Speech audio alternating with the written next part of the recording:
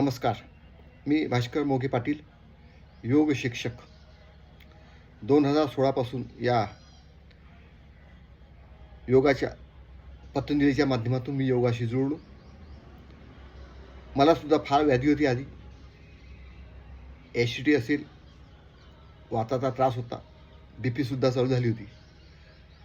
पण त्यानंतर मी एक संकल्प केला का कुठलंही औषधी न घेता आपल्याला फिट राहायचं आहे. यासाठी मी 2016पासून पतंजलीशी जुळलो. त्यानंतर मी एक 3 महिन्याचं ट्रेनिंग घेतलं योगाचं. स्वामीजींच्या ध्येयाप्रमाणे आपल्याला जी माहिती आहे ती माहिती सगळ्यापर्यंत पोहोचली पाहिजे, हाच उद्देश ठेवून मी वर्धा असेल, नागपूर असेल आणि सध्या यवतमाळ जिल्ह्यातसुद्धा माझे योग क्लास चालू आहे. वर्धेलासुद्धा क्लास चालू होते. 2 ते 3 क्लास तिथेसुद्धा आपण ओपन केले होते.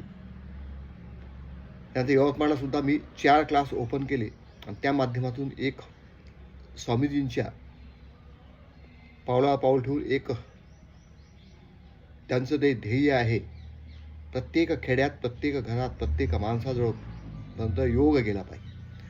जसे रोग पोहोचले, प्रत्येक घरात रोग पोहोचले, बीपी असेल, शुगर असेल, थायरॉईड असेल, हे पोहोचले, तर त्यामागे योगा पोहोचला नाही. आपण औषधी खाऊन आपलं शरीर विनाकारण बेकार करतो. त्यामुळे बाकीच्या जे अवयव असतात शरीरातले, त्या औषधीमुळे ते सुद्धा आपले डॅमेज होतात, कमकुवत होतात. म्हणून आपल्याला कमीत कमी औषधीमध्ये जीवन जगायचं आहे. जर तुम्ही नियमित योग प्राणायाम केले तर निश्चित तुम्हाला कुठलीही औषधी घ्यायची गरज पडणार नाही. काल आपण बघितलं असून एक प्राणायाम, भस्त्रिका प्राणायाम. पहिलं प्राणायाम होतं आपले ऑक्सिजन घेण्यासाठी, फेफडे मजबूत ठेवण्यासाठी.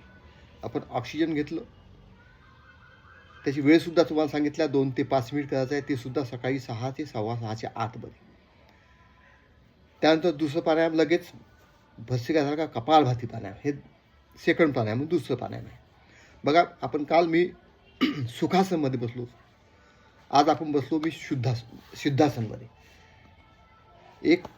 एक पाय खाली, त्यावरती एक पाय घेऊन मांडी घालायची आपल्याला. हे झालं सिद्धासन. मी सिद्धासनमध्ये बसलो. आता आपण घेऊया कपालभाती प्राणायाम कसं करायचं. कपालभाती प्राणायाम करताना जेव्हा तुम्ही नवीन साधक असाल तर कमीत कमी 2 मिनिटपासून चालू करायचं. पहिले 2 मिनिट, नंतर 3 मिनिट, 4 मिनिट, 5 मिनिट, 10 मिनिटापर्यंत आपण कंटिन्यू करू शकतो काही दिवसांनी. पण तुम्हाला सवय नसेल तर कमीत कमी 2 मिनिट करायचं, पुन्हा थांबायचं, पुन्हा 2 मिनिट करायचं, पुन्हा थांबायचं. नियमित दैनिक क्लासमध्ये 10 मिनिट जर आपण कपालभाती केलं, निश्चित तुम्हाला भरपूर फायदे मिळतात. त्याचे फायदे आपण नंतर सांगूया. पण पहिल्यांदा घेऊ आपण कपालभातीची क्रिया. बसलो आपण सिद्धासनमध्ये, पाठीचा काना ताठ राहील.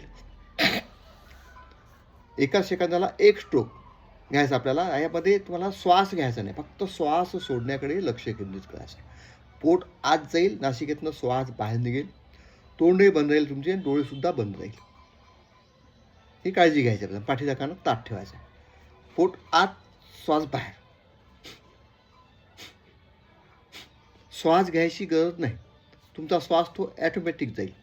फक्त तुम्हाला काय करायचं आहे, पोटाला झटका द्यायचा. एका सेकंदाला 1 स्ट्रोक, असे एका मिनिटात आपले 60 स्ट्रोक होतील. ठीक आहे, तुम्ही नवीन असेल 40 स्ट्रोक होईल, 50 स्ट्रोक होतील. थोडं हळू करायचं काही दिवस. ज्यांना एकदम बीपीचे त्रास असेल हाय, त्यांनी एकदम 30 स्ट्रोक झाली तरी चालेल, पण हळूहळू करता येईल तुम्हाला. बघा, मी करून दाखवतो कपालभाती प्राणायाम. याचं नाव आहे कपालभाती. कपाल याने मस्तिष्क, भाती याने चमक, ओज, तेज. संपूर्ण चेहऱ्यावर तुमचं तेज येते. चेहरा एकदम फ्रेश दिसतो. कितीही वयोमान वाढत असेल ती चेहऱ्यात तेवढा बदल पडत नाही. चालू करूया आपण कपालभाती प्राणायाम.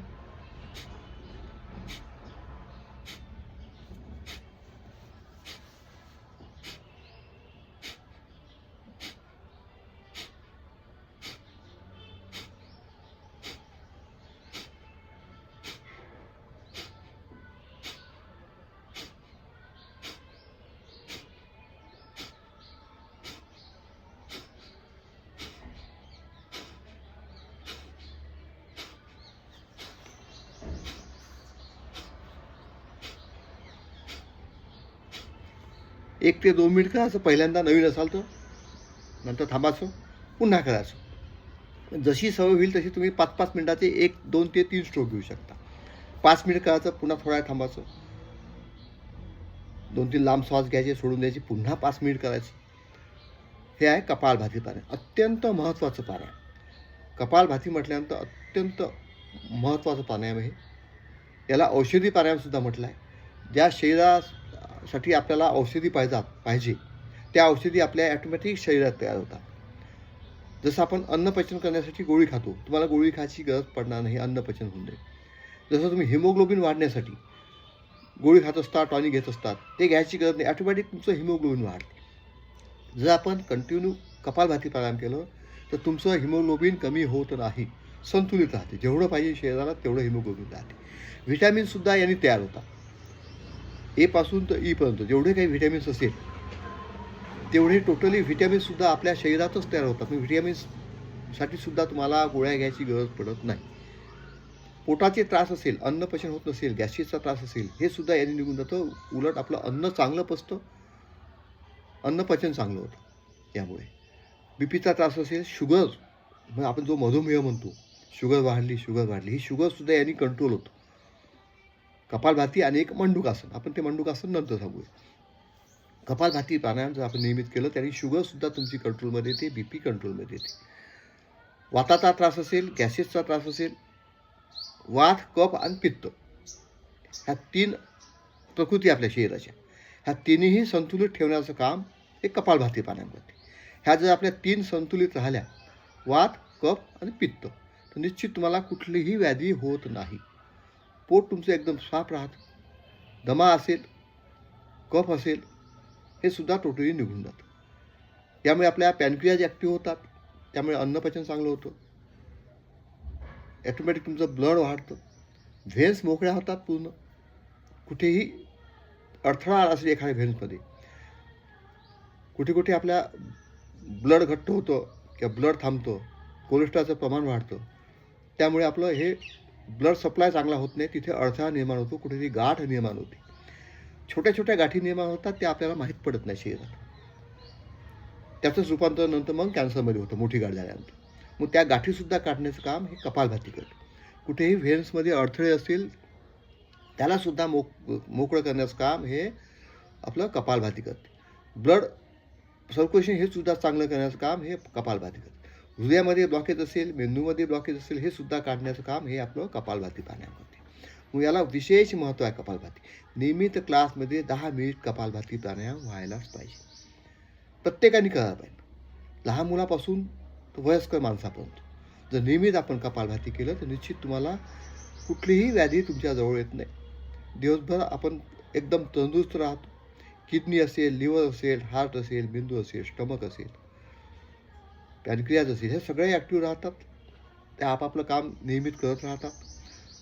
कुठलंही औषध घ्यायची गरज पडत नाही. म्हणून याला आपल्याला औषधी प्राणायाम म्हटलेलं आहे. टोटली औषधी तयार होतात शरीरामध्ये आपल्या. मग आपल्याला औषध घ्यायचं कुठलंही काम नाही. फक्त मात्र प्राणायामाकडे विशेष लक्ष द्यायचं आहे. मन एकाग्र ठेवायचं आहे. मन विचलित होणार नाही, याकडे विशेष लक्ष द्या. नकारात्मक विचार काढून सकारात्मक विचार ठेवायचे, त्यानुसार आपल्याला प्राणायाम करायचा. धन्यवाद, नमस्कार.